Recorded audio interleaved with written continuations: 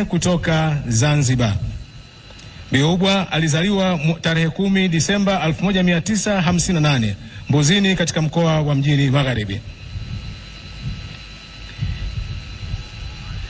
Asante. Waheshimiwa wageni waalikwa, ndugu wananchi, mabibi na mabwana, Mheshimiwa Rais wa Jamhuri ya Muungano wa Tanzania na Amiri Jeshi Mkuu amekabidhiwa ngao pamoja na mkuki, ikiwa ni ishara kwamba yuko tayari sasa kwa ajili ya kulinda, kutetea Jamhuri ya Muungano wa Tanzania.